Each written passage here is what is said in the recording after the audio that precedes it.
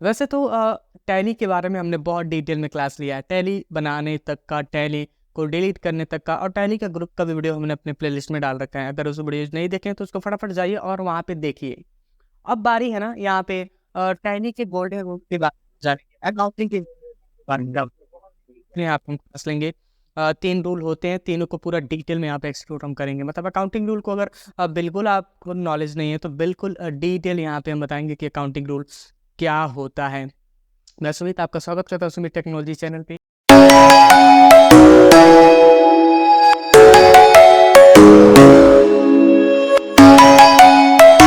अभी मैंने intro part में आपको बताया कि सीखने वाले हैं अकाउंटिंग को पूरा डिटेल यहाँ पे हम बताएंगे, जो कि प्रैक्टिस फाइल है, डिस्क्रिप्शन में जाओ फटाफट से डाउनलोड कर लो। जो यहाँ पे स्लाइड यहाँ पे आप देख पा रहे हैं, जो स्लाइड मैंने यहाँ पे लिया हुआ है, ठीक है, आप इजीली उसे डाउनलोड कर लेना।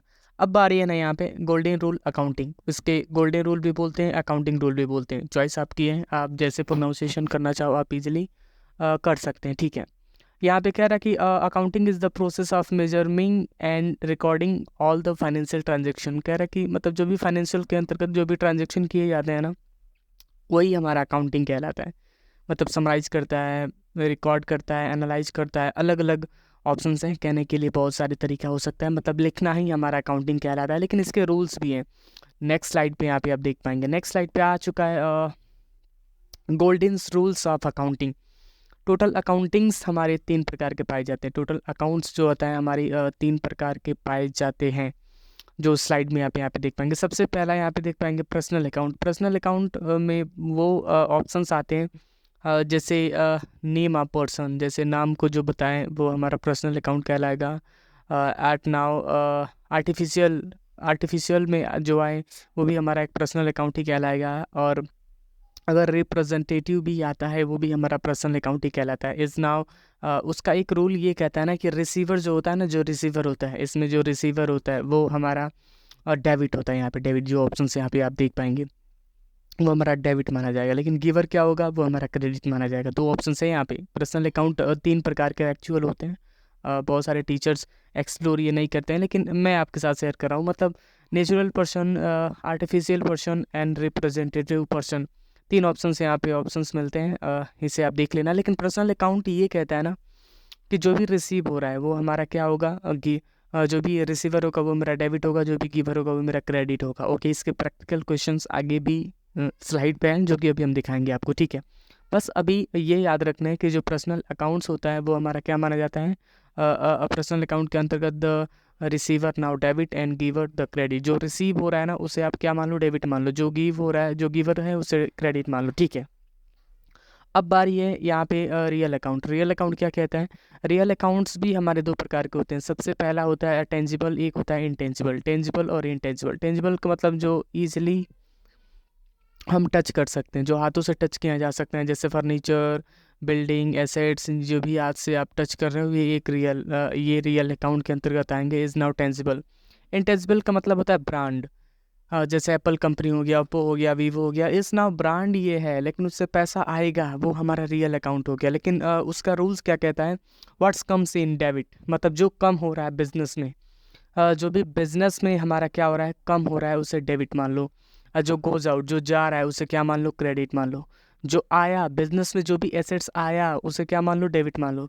जो भी बिजनेस से गया एसेट्स उसे क्या मान लो, क्रेडिट मान लो। ये 2 ऑप्शंस बहुत इंटरेस्टिंग है, इसे आप ज़रूर ट्राई कीजिएगा। Okay, next nominal account. Nominal account एक टेम्परेरी बेसिस पे अकाउंट यूज किया जाता है। नॉमिनल अकाउंट कहने का मतलब ये है कि ऑल एक्सपेंसेस एंड लॉस, हमारी कंपनी में जो भी एक्सपेंस होते हैं और कंपनी में जो भी लॉस होते हैं वो हमारा क्या माना जाएगा, डेबिट माना जाएगा।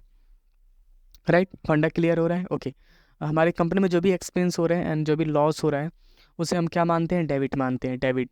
लेकिन अगर हमारे कंपनी में जो भी इनकम हो रहा है एंड प्रॉफिट हो रहा है, नीचे आप देख पाएंगे ये ऑल इनकम एंड प्रॉफिट या गेन, तो हमारा क्या माना जाएगा, क्रेडिट माना जाएगा। कंपनी में जो भी इनकम हो रहा है, जो भी इनकम, कुछ भी इनकम हो रहा है, जैसे कमीशन हो रहा है, सैलरी आ रहा है, इंटरेस्ट मिल रहा है, रेंट हमें कहीं से मिल रहा है, तो is now income is the gain, हमारा प्रॉफिट तो हो रहा है ना।